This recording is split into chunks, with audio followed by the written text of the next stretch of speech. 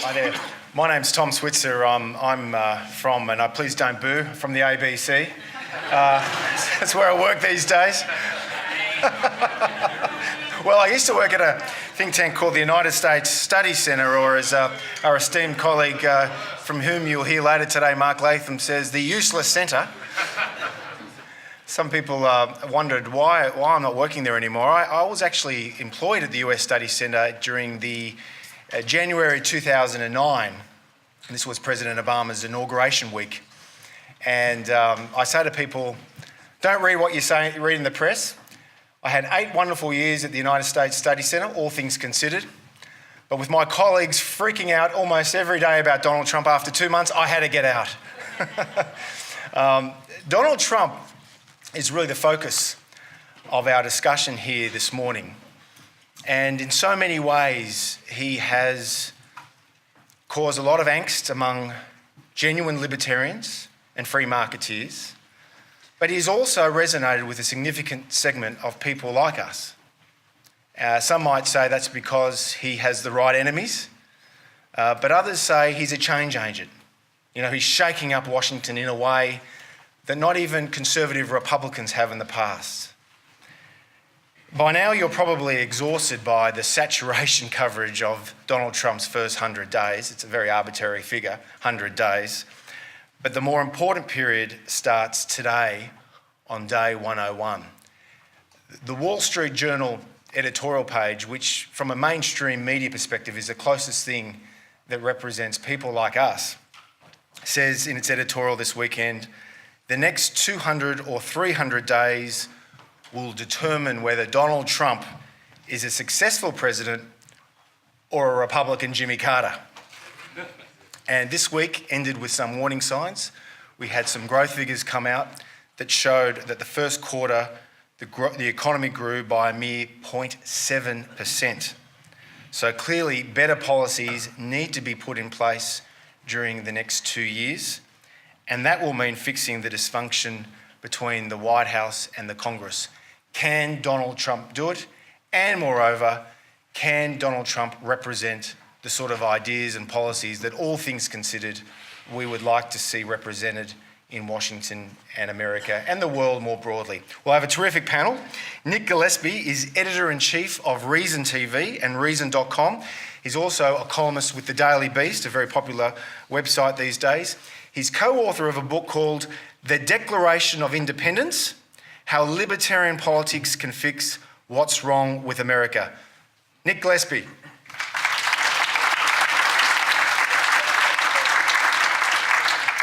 And Judd Weiss is one of America's leading experts on libertarianism and, moreover, an authority on America's Libertarian Party. You may recall last year, under the leadership of Governor Gary Johnson from New Mexico and the former governor of Massachusetts, William Weld, the Libertarian Party gathered about 5% of the national vote, which I think is up compared to most libertarian parties. What's the future of libertarianism in America? We also have joining us, hopefully later, he's just got off a plane, John Fund, and I'll introduce you to John if he comes during the time. So let's get started with and hear from Judd Weiss. Oh, we're going to go to Nick? Let's start with Nick. Okay. Thank you. This is, I bring her around wherever I go. It's really helpful. So I'm going to talk for a few minutes, and the main thing I think that I want to say, and I have no idea how Trump is playing in Australia. I have some idea of how he's playing in the United States, and the important thing of his first 100 days, and for some of you may not realize the whole idea of a president's first 100 days goes back to Franklin Roosevelt, who had he was elected in 1932, took office in 1933 during the Depression, and he had promised bold, persistent experimentation, which unfortunately he followed up on constantly throughout his presidency. But he talked a lot about doing a bunch of things in the first 100 days. And I think there's also a Napoleon come back to power that lasted about 100 days. But that's where the fixation in the American media comes from. It is an arbitrary figure. Trump has not much to show for his first 100 days, and as Tom was saying, and as I think most people understand, it's really what comes after this. But the big thing is that Trump is not a change agent in the way that he has portrayed himself, the way that his people, his supporters have talked about themselves. He's neither, and that's not all bad. He has not been the cataclysm that many people feared and maybe secretly hoped for, but he also really hasn't done much yet. And more importantly, he does not seem to have a stable core program other than attitude, which is not nothing, but he has already walked back a number of his proposals. He has backtracked on various types of things. The one thing that he has done in 100 days that got universal acclaim in the United States was bombing Syria. And the rationale for him doing that, it was kind of fascinating because one of the ways that he was elected, or one of his talking points, is that he was not an internationalist, he was not a globalist. He attacked Hillary Clinton and other Republicans for putting the world's interest before America's. And he specifically and explicitly attacked a Syrian airbase or launched some bombs on it as a humanitarian intervention, which only a week before he did that, he had denounced the idea of that kind of very action. And that's kind of a shorthand of how he's a fundamentally, I think, incoherent person.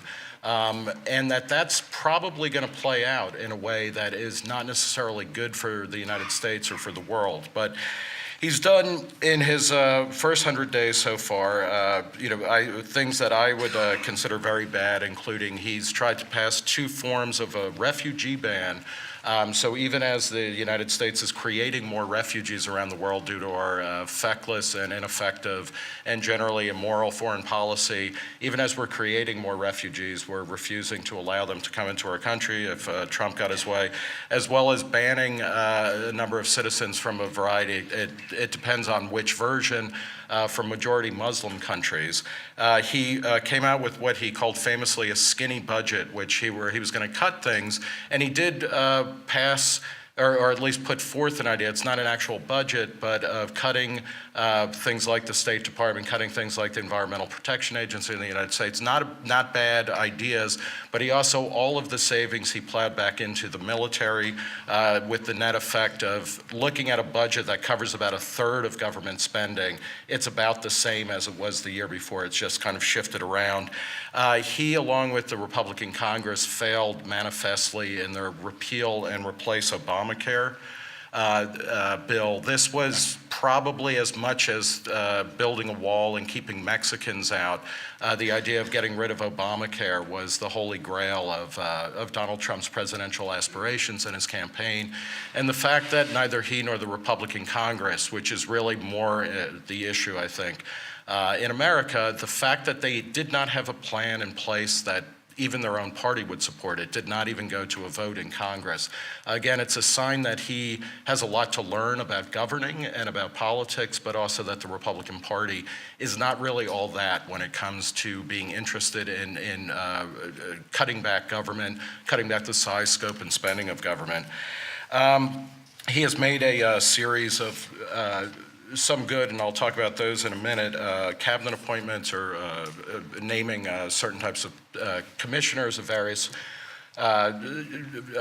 governmental subgroups, but he's also put into place people like Jeff Sessions, our Attorney General, who is a staunch federalist, meaning that he believes that things should be things should be sent back to the states for control, except for those things which Jeff Sessions doesn't like, such as legal marijuana, civil asset forfeiture reform, and as a result, we have a Justice Department now that is talking about ramping up the war on drugs, asset forfeiture, even obscenity prosecutions at the federal level. Having said all of this, there are some good things that Trump has done and that augur well, and specifically, Steve Bannon, who is his kind of Richelieu, or one of them, has talked about dismantling the administrative state, which is an interesting concept and something that should be done. In the United States over the past, at least in the 21st century, in many ways, There is no will to govern. Neither the Republicans nor the Democrats have really been able to maintain a sustained effort to pass legislation, which is the way things are supposed to be done. And they've ceded an immense amount of power to the executive branch, where bureaucrats or commissioners get to dictate what is policy. A lot of the things, if you read about campus insanity, where students are being charged with creating hostile workplaces based on sexual comments or sexual behavior. All of that is coming through reinterpretations of existing language for the Department of Education and a subunit of that called the Office of Civil Rights. Reinterpretations of things like what the Environmental Protection Agency can do or how they can dictate clean water, clean air statutes, as well as the Federal Communications Commission, which governs telecommunications and has also defined itself to actually include the ability to govern how people get on the internet and how internet service providers charge for their services. This is a problem, and in this case, Trump has made some really nice appointments. There's people like Scott Gottlieb, who will be running the Food and Drug Administration, Ajit Pai at the FCC, and others who are true deregulators. They don't believe that the government, they essentially believe in something close to permissionless innovation, as Mike Munger was talking about, and that's all good. But in the end, and I'll go back to, for those of you who were around on Friday night when I talked, what Trump represents, and I think what we see in the Republican Party and in the Democratic Party, is a politics ultimately of exhaustion. This is where the long 20th century goes to die. There is nothing new or radical about Donald Trump. This is a man who famously does not use email. He has his emails printed out and then he writes in a gold pen on them, and then people type his notes back in and send it out. He is not a visionary. He is not a forward-looking person. His entire conception of America, and for those of us of a certain age who grew up in the New York area as Donald Trump did, when he speaks, he is speaking about a country circa about 1977, and particularly in New York, which was in dire straits. He lives in a world where crime is constantly going up. He lives in a world where America is on its heels. We're not winning enough, as if the 1972 Olympics had just happened and the U.S. basketball team had lost for the first time to the Soviet Union. It is a weirdly nostalgic, backward-looking, anger-filled, out-of-touch vision of America and of the future. And I think that is mirrored in the Republican Party, where they're still talking about cutting taxes. They can't get around to cutting spending. When the Republicans ran Congress and the White House in the early part of the 20th century, under George Bush, they increased federal spending by 50% in real terms over 8 years. The Democrats had such a deep bench of deep thinkers, of people looking at the future, that the two candidates that they ran for president had a combined age of about 150 between them, and each of them took Uber to all of their campaign events, but they hate Uber and they hate the sharing economy. This is where we are in America, and I think what we see with Donald Trump, and we can talk about this more, it's a holding pattern. There is nothing new or revolutionary there. And I agree with Ezra that part of his appeal, and Trump said this when he announced for president in June, I guess, of 2015, he said he was running against political correctness. And that's appealing. It's appealing to a lot of libertarians because finally people can start saying what's on their mind. But by the same token, if you are against international trade, and if you use the code word fair trade rather than free trade, you're living in a pre-late 20th century consensus that free trade is a good thing, and free trade is something that free people should believe in. If you're against immigration, if you're against the sharing economy, or if you have no idea what the internet really is, you're not going to be a leader of much in the 21st century. And so I'll leave it there, and I'll look forward to talking to you in the questions.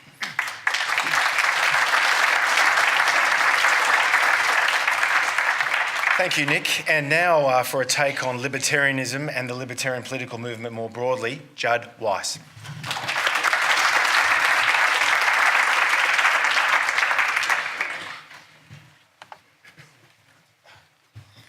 Hi guys. So a lot of you seen me walk around with a camera And I'm pretty good with the camera, and I'm taking pictures of libertarians, and I'm trying to make these nerds look cooler. That's one nerd at a time. That's what I've been doing. And I've been doing this all around the world. I'm in Australia right now. I was recently in Guatemala.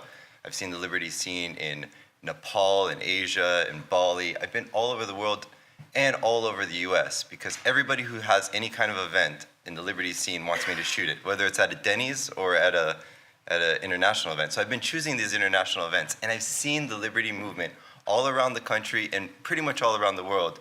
And I can say without any hesitation that the biggest sinkhole of time, energy, money, resources, and emotion in the entire liberty movement is the Libertarian Party. It is the cage match arena where libertarians fight with each other over positions of no power. It's absolutely embarrassing. It's actually backwards. And so when I go around to the liberty movement in different places, I speak straight. I can speak very honestly that it's really beautiful to see the liberty movement growing in Australia. This is a really beautiful sight. It doesn't just come from nowhere. It's sprouting. People are actually being cooperative. They're trying to figure out ways to actually do something positive. And they're actually somewhat cooperative with each other. They're not just bickering and fighting. There's a little bit of that. And you'll see in the wider liberty movement, and the Libertarian Party in the US is just a small, tiny part of the liberty movement. And there's a reason why the liberty movement, for the most part, is separated and isolated and has nothing to do with the party. And the thing is that if you see these little bit of squabbles every once in a while, people write 3-page papers arguing with their friends over minute details that is a life and death importance, but you'll see fights. Ayn Rand Institute fights with everybody, Mises fights with Cato sometimes, and there's different arguments, but these squabbles are pretty much minor. Most people do their own thing. But if you could imagine this whole liberty movement, all of the organizations, there's tons of think tanks, tons of organizations doing their own missions. If all of them were wiped out, and it was all replaced with one organization representing the entire liberty movement, and everybody had to vote for how that organization is going to move forward, can you imagine the absolute, utter bloodbath war that we're going to have in the liberty movement amongst each other? And that's the Libertarian Party. Everyone's got to vote on which direction the party goes. And there's maybe 17 or so warring factions in the Libertarian Party, all deciding, trying to get the point across that they are the right representatives, that we need to move in that direction. And so I got in that in a big way when John McAfee, does everybody here know who John McAfee is?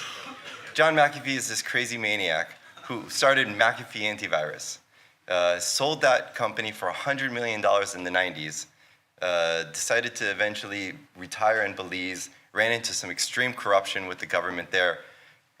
His neighbor got shot execution style, and he just booked it and escaped through a manhunt through the jungle, out of the country, comes back to America, broke with nothing, only the bags in his hand, and decides to run for president on the Libertarian Party ticket.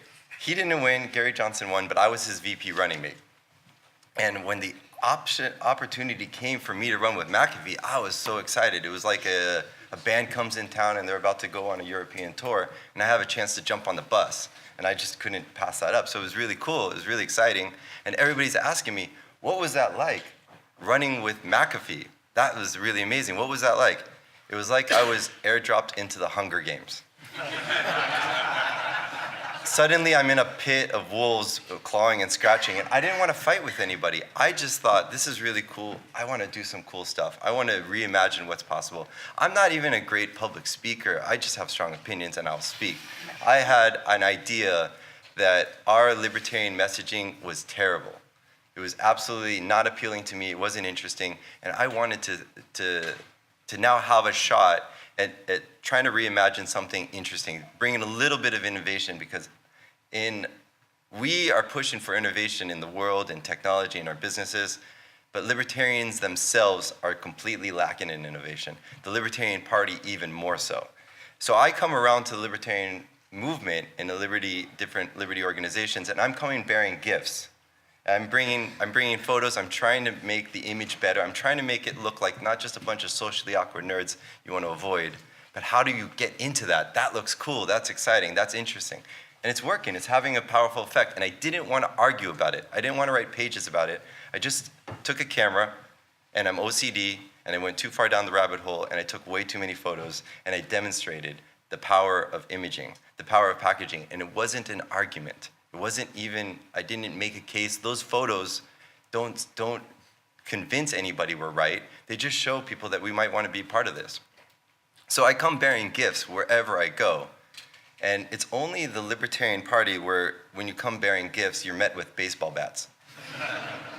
Because as soon as I got in, their focus was on figuring out how they could tear me down, whatever way they could. It was, I've been around the liberty movement since the mid-90s. When I was 14, I got a copy of Anthem, and then I just read all of her books, and I got into Ayn Rand's books, and then I got read dozens of books on politics, or hundreds maybe now. I've read, I don't know, countless articles, written articles. I debate this stuff. I'm a political nerd.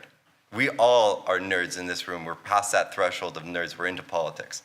There's, I don't know how many tens of millions of people in this country, but they're not here. We are the political nerds. This is our esoteric thing. And I've been into this for a while. I have never seen anything in my 20 plus years in this movement as vicious and nasty as the Libertarian Party, and specifically the Gary Johnson campaign, which really surprised me. We are funding activism with our Libertarian Party. That's supposed to be activism for libertarian activists. And we have now Libertarian Party activists and Gary Johnson activists that are contradicting liberty activism. And that's where I see it as a problem. It's not just whether any crimes are committed or it's unethical, because politics is dirty, and I knew that. I just didn't know it was this vicious and nasty and corrupt within the Libertarian Party. And I was surprised because Gary Johnson's been a friend of mine for a long time. I held fundraisers for him in 2012, and I was surprised at how vicious and nasty they were, that libertarian activists are donating to a campaign that's funding more attacks and strife and inner conflict and infighting. And that's my problem. That's what I can't support. So when you come to the Libertarian Party and you have any sort of idea, there's an underlying question that's unspoken. You and what army? You can only do something if you bring enough people in to fight for what you're going to push for, because nothing is going to change, because it has to be approved. This is the way things are done. This is what's approved with their committees. Libertarian Party is where libertarians go to be bureaucratic socialists. And I feel like I know so many people throughout the liberty movement. I could raise an army. I could bring it in, and I could fight for not being totally useless, bickering nerds. I could do that. But then I'm one of the retards fighting with everyone else. I just don't want to be fighting. I wanted to do something cool and different. So that's what I focused on. Now, I think, I don't know how libertarians got lost in bylaws land, but they're like stuck in this world. And I think that being an unpleasant asshole is mandated in the bylaws of the Libertarian Party. I wouldn't know. I would never waste a minute of my life reading any bylaws, ever. But it's a reasonable assumption to make if you've ever been to a libertarian gathering, a Libertarian Party gathering. Just look, turn your neck to the left or right, and you'll see exactly what I'm talking about. It is absolutely miserable for the people in the party. Now, I talked a little bit, I don't know how many people were here the other day, I talked a little bit about the war between the engineers and the salesmen. Because we have an issue, people are constantly talking about the war between the moderates and the purists. And that's not really what's going on. What's really going on is in every company, we're capitalists, we believe in division of labor. And the companies that we support, there's a reason why there's a division of labor between the engineers and the salesmen. Because engineering, the engineers, in order to engineer a good product, they shouldn't be able to sleep at night unless the numbers all add up. They should hash out these technicalities. That's relevant. We need good engineers. Otherwise, we're Republicans. We need good engineering. But that high-level, detailed nitpickiness has nothing to do with introduction. It's not the showroom floor. And can you imagine what would happen if a car company said, screw all these sales guys. The engineers know the car much better. Let's just have the engineers sell direct on the showroom floor. Can you imagine what would happen? You would have the liberty movement. because that's what we are. We're a bunch of engineers dominating the sales department. Engineers have a vital place, but that's not sales. Engineers have to be right. They have to be, and they should be. Sales people have to understand people. Their focus is not the product, their focus is on people. And this situation that I'm looking at with the Libertarian Party, we've got a bunch of socially awkward nerds arguing for purity, fighting with a bunch of socially awkward nerds arguing for modernism. And the problem is neither of them has any solution to offer that's going to result in anything positive. The problem is there were a bunch of socially awkward nerds that were out of touch. Those are technical details, fights behind the scenes. That has nothing to do with introducing these things. So what is really the problem here is Libertarian Party is embarrassing for us to introduce our friends to. That's why we're not growing. That's why we're disregarded in the corner for the last several decades. We need to be cool. We need to be interesting. We need to be exciting. And unfortunately, if I was going to give the Libertarian Party a slogan, it would be the Libertarian Party, you can bring a horse to water, but you can't make it not kick you. You can't do anything there without a fight. And I think I figured out the value of the Libertarian Party. It's not to win elections or even it's got a value to the liberty movement. I figured it out just recently. I was thinking about this the other day. It's not to win elections. It's not to even achieve anything at all. It's basically the liberty scene's quarantine pen for the most toxic elements in the movement. The Libertarian Party is a dog kennel. You can't have these dogs, loose rabid dogs biting people. You need to put them somewhere. And that's the Libertarian Party, the place for angry libertarians who need a chew toy. And that chew toy is each other. And so maybe that is a function, that's why the liberty movement needs the Libertarian Party. And the reason I'm saying all this is not to be a dick. The reason I'm saying this is because I put in so much energy into this movement and I want us to do something well. I'm giving tough love because it's love. And I'm desperate for us to change. So I will not cheerlead what's negative. The Libertarian Party, useless would be an improvement. Right now, they're actually harmful. They're wasteful. They're negative. And funding more of this is actually bringing us backwards. It's not helping us. And I was talking about during this last election that the word electability needs to be banned from any Libertarian Party discussion. And the reason why is because we don't have the numbers to win elections. Why are we discussing this? That's totally irrelevant. Has anybody here seen the show Game of Thrones? There's a big, giant 700-foot wall of ice in the show that separates the extreme cold north from the rest of the kingdoms. And up above there's a bunch of people that live there called the wildlings in the north. And in the north, they're called the free people. And winter is coming, they're all gonna die, so they need to get over this wall. But the leader over there, the king of the north in that area, rounded up everybody. He didn't just try to climb the wall when he had a few people with him because it's a suicide mission. The wall is guarded and they're all gonna die. He rounded up 1 million free people to climb over that wall. And right now, that's what we need to do. We can't climb this wall. We're not gonna win. It's a stupid mission. It's just, Libertarian Party campaigns are all suicide missions. And what we need to do is gather. We need to excite people. We need to be interesting. We need to gather. We need to grow this movement because there's not enough angry nerd libertarians to win an election right now. If there was, I would be giving different advice, but there isn't. So we need to now grow. There's no way past 5% for the Libertarian Party unless we stop being the party focused on 5%.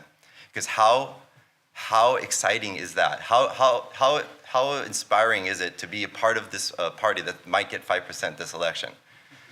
That's not interesting. We need to move this protest. So what we do have to offer is we have some people, we have some money, and we have 50 state ballot access. And with that, we have a platform. And with that platform, we can speak to people, we can reach people, and we can grow this liberty movement. And electability is valid as long as it serves the prime directive of getting attention and interest. If it gets us attention and interest, that's relevant, but only if it serves that prime directive. Otherwise, it should never be interfering. It should never combat getting some interest, getting some attention, and being exciting. So right now, in this last election, we had door number A, that sucks. Door number B, that sucks. Now everyone's looking at door C, and we were saying, we suck too. We're just like what you guys are used to, sucking. We're totally uninteresting, we're establishment, but we don't have any power as well. So we are now, it's like if there was on the market cream cheese and butter as two options. Bland or butter is not a third option. We cannot be establishment without any power. That's not interesting. That's not actually a third option. What we need to do is be the interesting option, be exciting. And like I've said before, half of the country by definition, or half of people by definition, are below average, by definition. And we're focusing on the top 2 to 5% of intellectuals out there. We're ignoring everybody else. The people if we want to, I want us to continue this intellectual battle. We should. We should fight the academic fight. But in addition to that, we should speak to everybody else who's not an academic, who's not interested in. Can we speak to the people who are not into politics, which is a majority of the population? They're not interested in politics. So we don't even have to make an argument. Just be the cool option. Provide a vision. Nobody actually knows how the iPhone works, but that's the cooler option. They don't need to be phone engineers. They don't even need to be extreme techies to understand. In fact, all the clever girls and grandma can use an iPhone. Everybody can use an iPhone. It's just the easier, cool option. And we need to sell a vision and stop putting these engineer spec sheets. So what I really want to get across is we need to sell a better vision, and we need to create a better experience. Our experience is miserable. The old rules are dead. Nobody wants to play that game anymore. We shouldn't be playing that game anymore. There is only one rule, and it's hardcore. Do what pulls at you. If you're not a fan of it, don't do it. Follow what pulls at you. Be the badass that you want to be. Be exciting, be interesting. Stop tempering yourself in order for foolish concepts like electability. We're not going to get that. Apple cannibalizes all of their products because they just took out all the ports, and they have this USB-C ports on their latest things, and everybody's upset because they're living in the future. They took off the floppy disk drive, they took off the CD drive before everybody else. They just live in the future as an ideal, and they're showing what the future is. I'm not an Apple user, I'm a PC user. I like my flexibility. But we need to be showing people what a vision of the future is, and we are playing the games of the past, and we're not inspiring anybody with that. So we need to demonstrate the innovation that we're pushing for. And I want to leave this. I showed the other day 3 videos from our campaign. With that campaign, I wanted to do something totally different, fresh, and I wanted to break rules. I wanted it to not look presidential whatsoever. I just wanted to show a different way. And I don't want people to copy me. I just want people to do their own thing, to do what pulls at them. And the first 3 videos that I showed the other day, some of you were here, some of you weren't, they were different. But that last video, the first one was kind of lighthearted and fun. The second one was like a beautiful trance that I created, and it had that message of voting different. The third one, War is Hell, was super aggressive. But the fourth video, that was the final one before the nomination, I wanted to break as many rules as I possibly could. I wanted to demonstrate that these rules are over. That's the message of the video. Maybe I've broken as many rules as I could, except for maybe nudity and extreme gore. This video broke rules, and it demonstrated that we're not playing this game anymore, and that nobody is, and we've got a different way. So I want to play that for you really quick, and we're going to turn it over to Q&A. So this is a video called Exit Politics.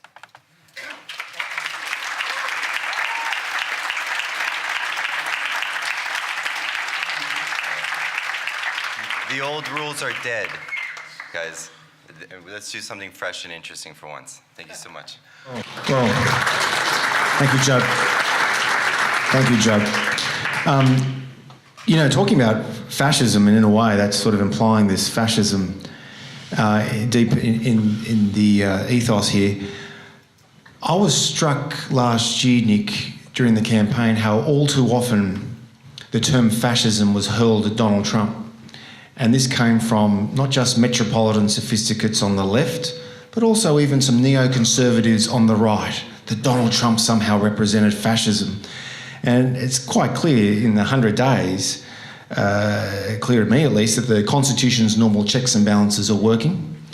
But how do you account for the fact that we all too often hear about Donald Trump being a fascist when, as you point out, he's not really committed to reducing the size and the scope of the federal government, is he? Yeah, no, not at all. And of course, fascism is not necessarily interested in reducing the size and scope of government either. Quite the opposite.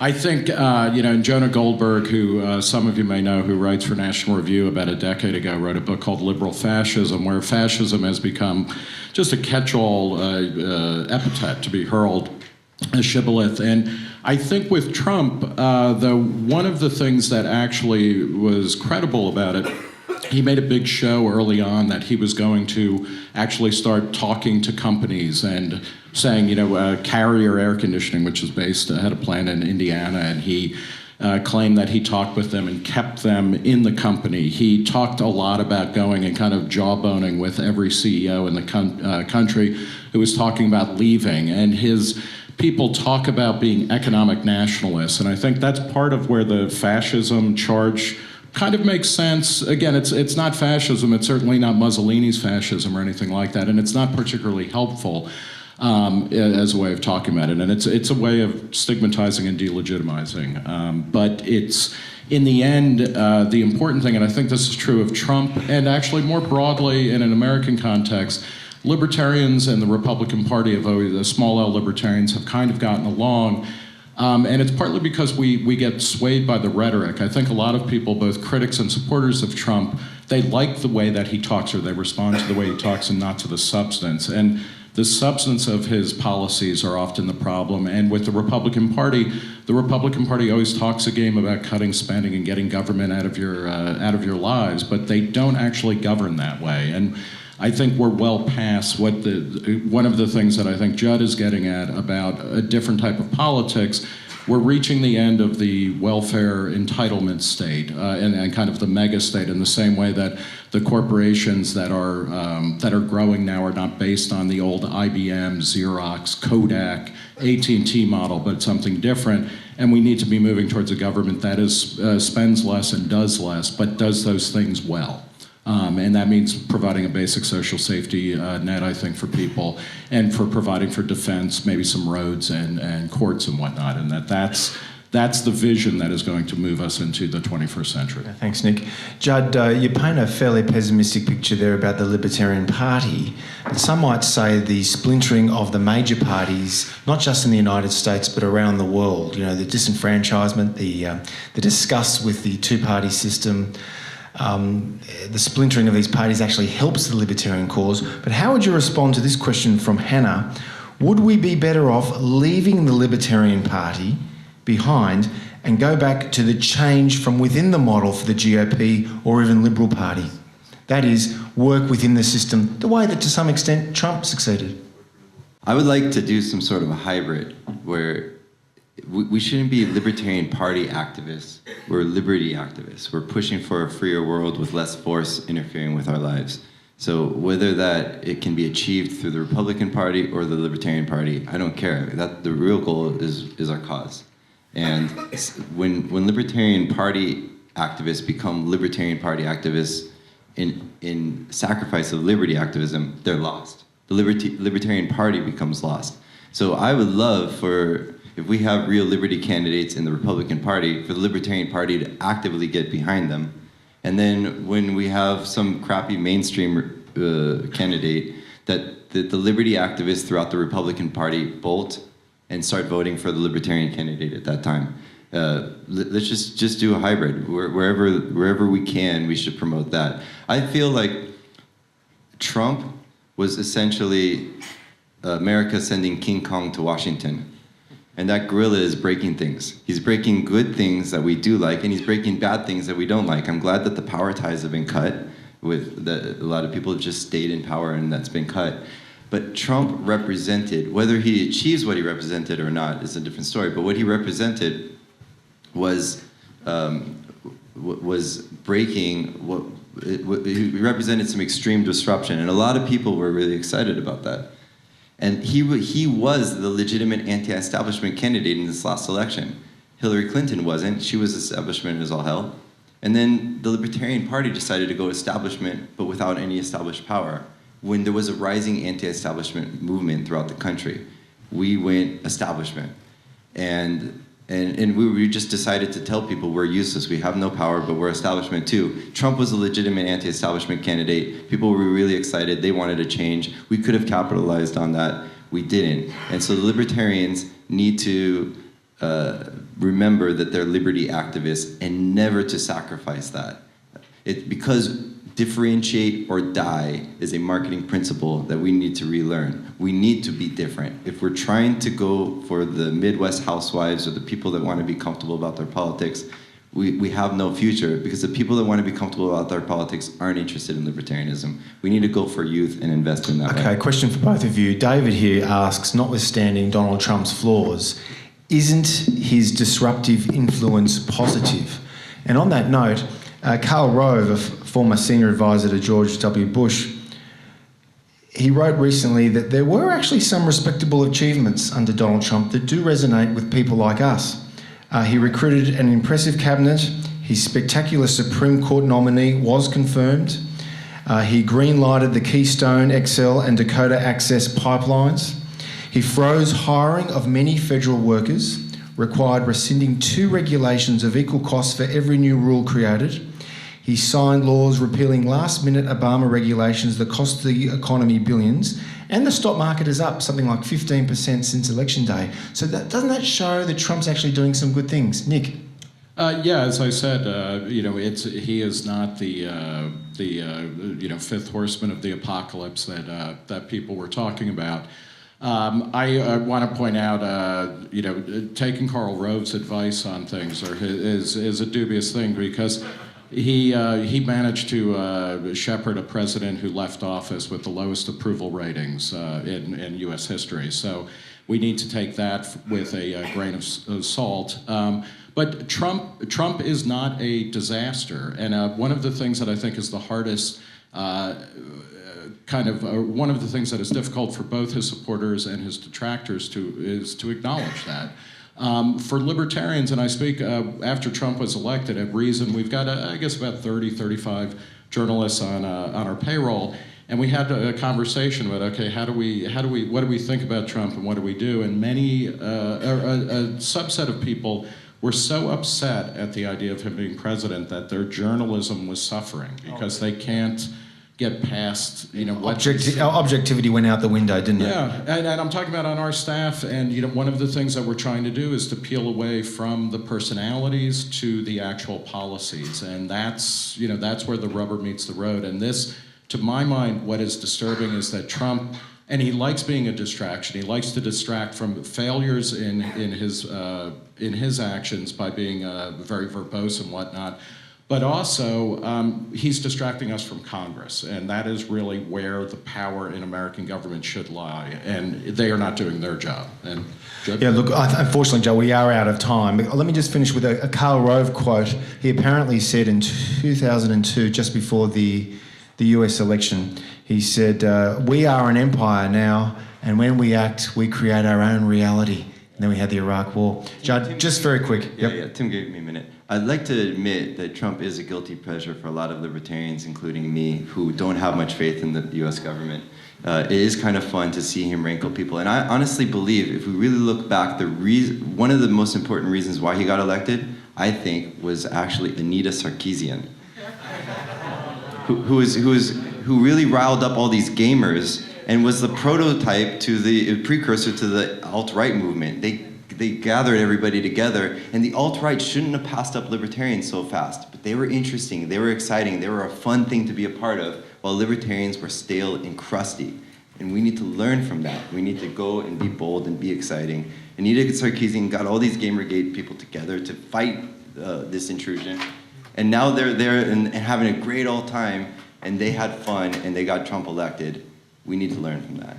Ladies and gentlemen, please, thank you to Judd Weiss and Nick Gillespie.